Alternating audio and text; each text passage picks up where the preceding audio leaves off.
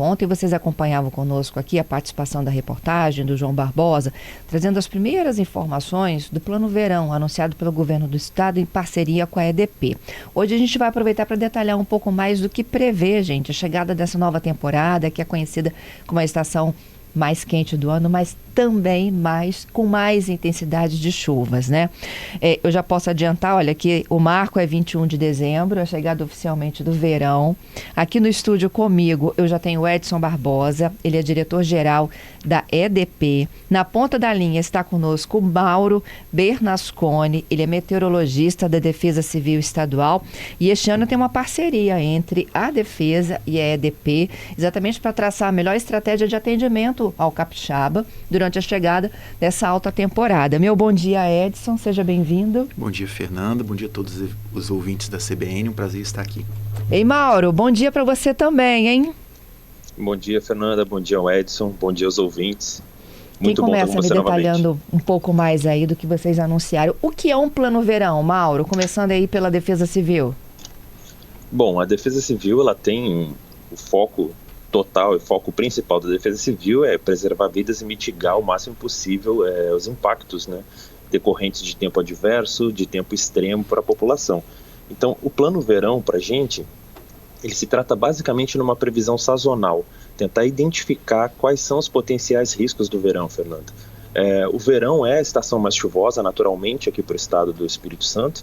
Então, em cima disso, a gente aumenta muito o nosso nível de atenção e de preocupação, justamente por ser essa estação com chuvas que já são chuvas expressivas, e se nós tivermos condição e previsão de chuvas acima do esperado, a gente já liga um alerta para termos sempre a prontidão, tanto na emissão de avisos, emissão de alertas, até mesmo na atuação na ponta da linha, caso seja necessário. Eu e o Edson aqui, a gente estava se lembrando de situações que o Espírito Santo já viveu, né, em anos anteriores e que provocaram muita comoção, até por conta que é um período de celebração, é um período de virada de ano, né? A gente teve 2013, 2016 e não foi, né, no início do verão, mas foi no fechamento do verão, agora 2024 em Mimoso, não é isso, Mauro? Isso, 2024 foi no fechamento do verão também, isso. Foi em março.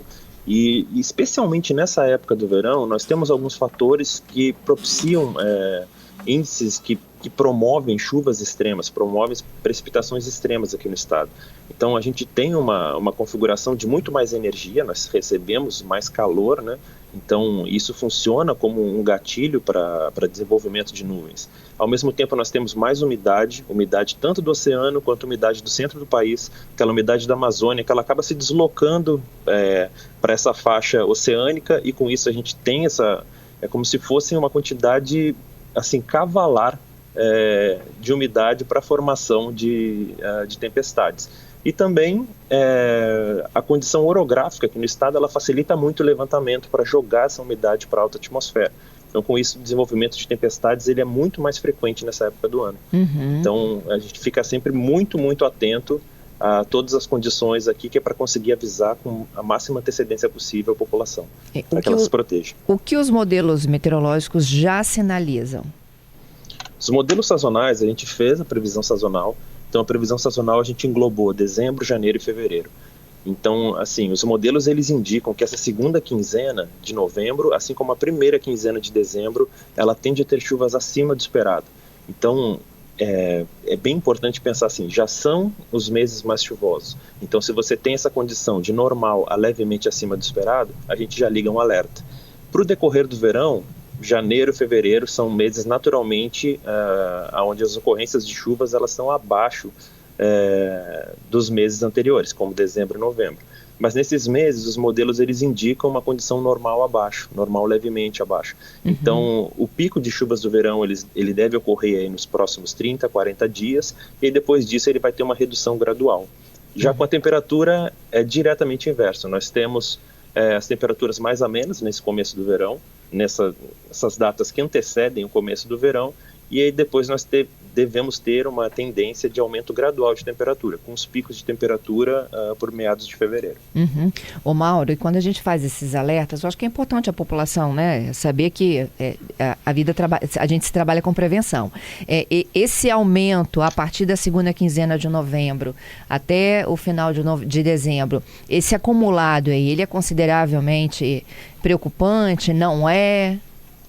O que é preocupante? Assim, quando as chuvas elas são bem distribuídas, isso nunca é preocupante. Então, o que nos preocupa são os eventos extremos. Porque, por exemplo, se eu te falar assim, existe chance de chover 300 milímetros em 30 dias. Se isso for bem distribuído, não é um problema. Não vai gerar um problema nem para a população, nem transtorno em cidades. O problema é quando essa chuva é concentrada num curto período. E é o que acontece justamente nessas épocas do ano. Por exemplo, se nós tivermos um evento onde em 24 horas ou em 48 horas nós tivermos uma chuva de 200 milímetros, isso é muito preocupante. Então, o que a gente faz é assim, a nossa previsão está sempre atualizada, todos os dias a gente reavalia as condições de tempo, com novas rodadas de modelos de previsão, né, não os modelos sazonais, justamente para conseguir antever esse tipo de situação, porque a situação de evento extremo é o que realmente nos preocupa. Edson, entrando aqui nesse debate nosso, né, a gente vive assim, nossos colegas vizinhos aqui de São Paulo enfrentando muitas dificuldades em fornecimento e suspensão, né, do fornecimento de energia após grandes temporais na cidade de São Paulo. Qual a estratégia de vocês para que num período desse, né, de muita chuva, e o Mauro aí está pedindo a São Pedro para a gente diluir essa chuva, né, Mauro? Diluir essa chuva aí, né, ela não pode cair num único dia. Mas qual a estratégia de vocês para que isso não aconteça no Espírito Santo? Fernanda, o Mauro bem pontuou que os eventos climáticos extremos são os que mais preocupam, né? A gente está tendo uma recorrência muito grande e a frequência aumentando. A gente teve aqui no estado um aumento de 22 para 23, quase 146% da quantidade de descargas atmosféricas, que é um agente assim, bastante perturbador da rede, e ventos. Esse ano a gente praticamente teve 110 dias de vento acima de 40 km por hora, né? Quase dobrou com relação ao ano passado. Então, a EDP, ela prepara um plano estratégico que vai muito pautado no aumento da resiliência da rede e no trabalho junto a parcerias para que a gente atue em cima de 3 dimensões.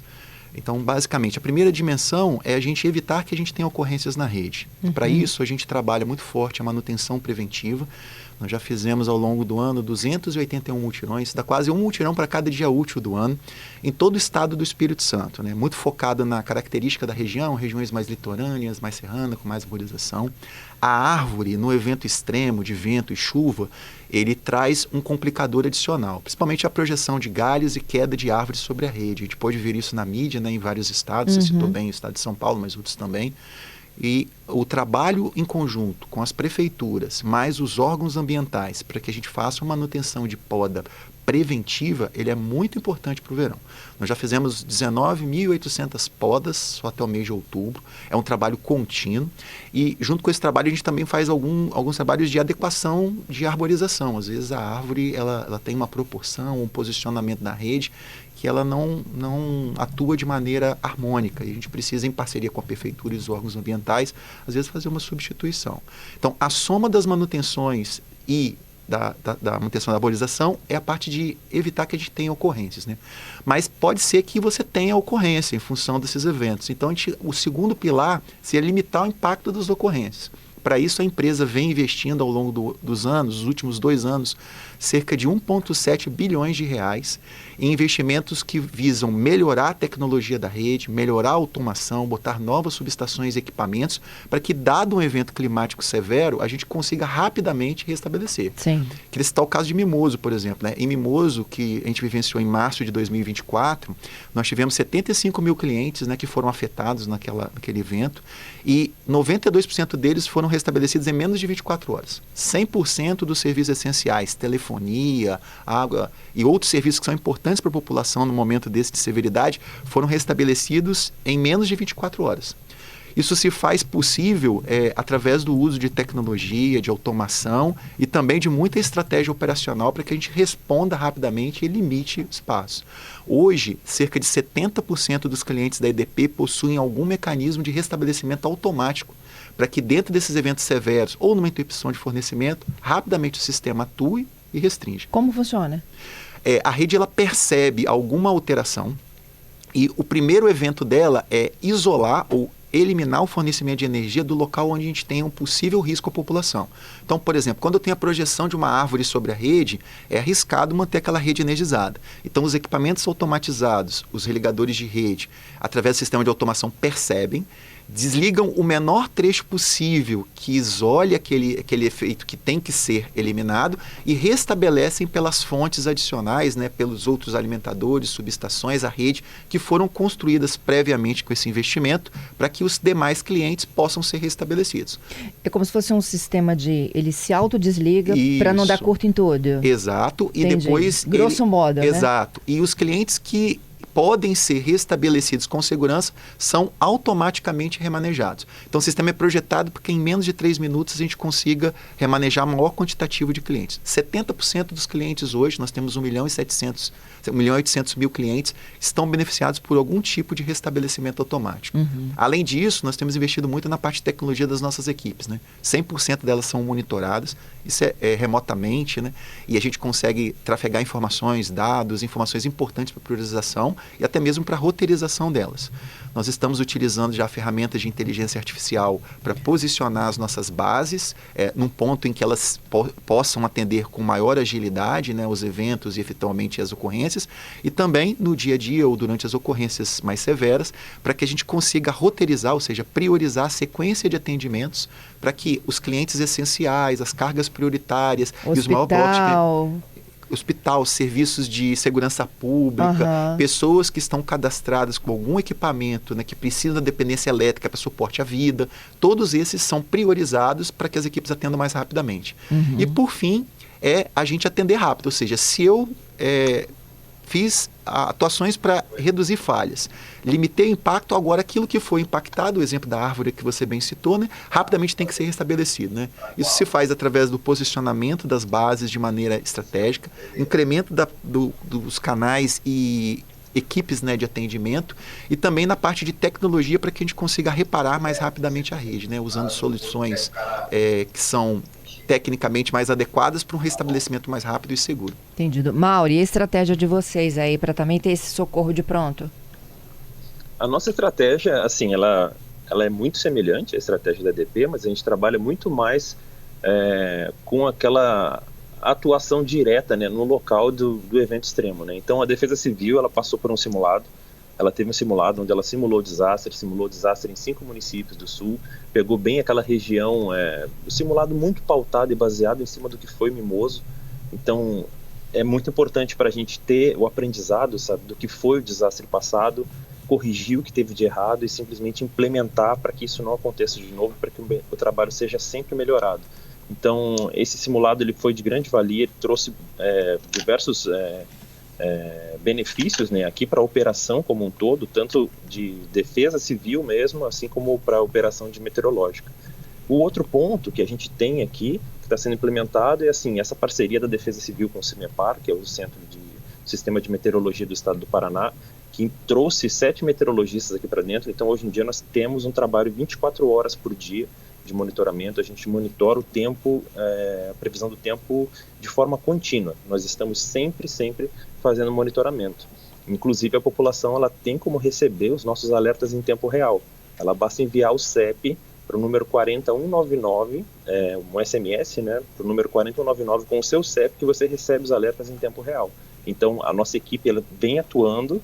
Sempre que identifica algo que exista um risco potencial, a gente já envia mensagem para a população receber na ponta da linha. Ó, a sua área é uma área de risco, proteja-se, risco de alagamento, risco de destelhamento, ou até mesmo pode ter enxurradas. Então, tudo isso a gente acaba detalhando nos SMS. O outro ponto da Defesa Civil, que a Defesa Civil está tentando melhorar como um todo, é o recomissionamento das estações meteorológicas. Hoje em dia nós temos estações meteorológicas espalhadas por todo o estado. Muitas delas, a estação requer um cuidado, Fernanda, porque assim, não basta você adquirir a estação e você colocar a estação para funcionar, ela precisa de manutenção contínua. Contínua que eu digo de 45 dias, precisa ir alguém, precisa fazer o corte, muitas vezes, de grama, limpeza de instrumento, para que essa estação ela esteja operante naquele momento que a gente mais vai precisar. Então, essa parceria entre o CIMEPAR e a Defesa Civil está fazendo isso, deixando todas as estações com manutenção em dia. tanto a manutenção periódica quanto a substituição de equipamentos que venham a ter algum defeito. O outro ponto é a aquisição de radares. Esse é o ponto assim, central daqui da Defesa Civil do Espírito Santo. Tem um edital que já está sendo disponibilizado para a compra de mais 4 radares aqui para o estado. Então serão 3 radares de banda X mais um radar de banda C. Assim, eu arrisco a dizer que com essa cobertura de radar, a Defesa Civil do Espírito Santo ela vai se tornar uma das defesas civis mais preparadas do país, se não um exemplo para todos os outros estados, porque ela vai estar muito, muito preparada, tanto na parte de leitura de solo, como das estações meteorológicas, quanto na parte de nowcasting, que é aquela previsão em tempo real através das ferramentas de radares. O que diferencia o radar da estação meteorológica, Mauro? A estação meteorológica ela registra o que passou. Por exemplo, um pluviômetro, à medida que vai chovendo, é como se o pluviômetro fosse coletando a água e ele vai me dar a quantidade de chuva que ocorreu naquele ponto. Hoje a gente fala muito em milímetros de chuva, 1 milímetro de chuva, 1 milímetro. Mas 1 milímetro de chuva é o equivale a 1 litro de água em 1 metro quadrado. Então, assim, eu consigo saber a quantidade de chuva que ocorreu naquele setor. Então, quando eu tenho diversas estações espalhadas, e eu digo assim, ó, aqui choveu 10, aqui choveu 20, aqui choveu 30, então eu consigo ter uma noção da distribuição da chuva no estado. Então eu consigo identificar, por exemplo, que uma área já recebeu muita chuva. Se essa área recebeu muita chuva, o solo está encharcado, ou seja, já infiltrou muita água, e muitas vezes o solo está compactado, então ele teve um escoamento superficial maior. Então, assim, tudo isso a gente acaba levando em consideração para dimensionar o nosso aviso na hora que a gente tem a condição de tempo adverso. O radar já é diferente. O radar ele emite um pulso eletromagnético e esse pulso, ao bater nas gotículas de água, ele me dá uma noção de distância, porque ele vai ter a velocidade, né, de deslocamento do pulso, ele bate, reflete e volta para o radar. Então, eu tenho como identificar a localização desses núcleos de chuvas, aonde eles estão espalhados. Então, eu tenho uma precisão muito grande de aonde tem chuva e da quantidade de precipitação, justamente pela intensidade desse feixe eletromagnético. Então, quanto mais intenso ele é, ou seja, eu tenho mais refletividade. Então, quanto maior a refletividade, mais intensa é a quantidade de chuva. Então, através do radar, eu consigo ter uma precisão muito, muito boa, quase em tempo real, de onde está chovendo e de como está se comportando essa chuva, em termos de intensidade, em termos de severidade. Tá. Esse radar, por exemplo, ele consegue mapear uma chuva que está lá no Rio, que pode estar se deslocando para o Espírito Santo, ou algo parecido? Ou não? Os radares, eles têm uma cobertura, né, justamente porque, como a gente tem, o planeta ele é redondo, né, então, assim, à medida que você vai se afastando, a gente perde essa alçada, né. Então, assim, os radares, hoje em dia nós temos um radar em Santa Teresa. Esse radar ele não é operado pela Defesa Civil, esse radar ele é operado pelo CEMADEM. Ele é um radar de banda S, onde ele tem um alcance de raio de 240 km.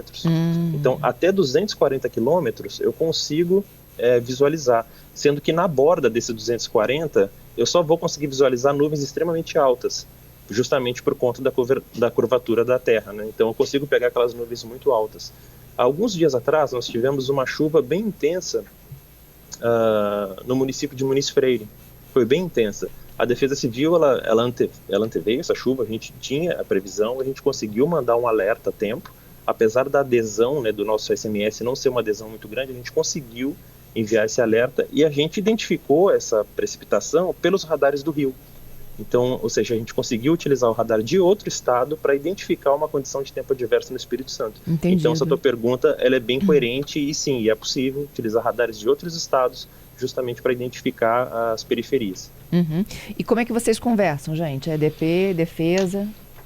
A gente tem uma parceria que vai se reforçando a cada ano, né? A Defesa Civil ela é uma orquestradora de ações, né, no estado através da visão que ela tem de impacto.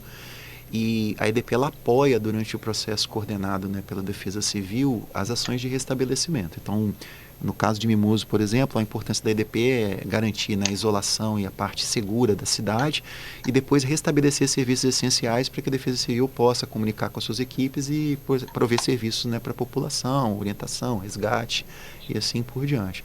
A gente participa dos simulados junto com a Defesa Civil, eles realimentam os nossos planos, né, aprendizado e as melhorias e investimentos que a gente faz e a gente utiliza as informações da Defesa Civil, os alertas, né, para a gente poder posicionar nossas equipes, incrementar os planos de atendimento e assim por diante.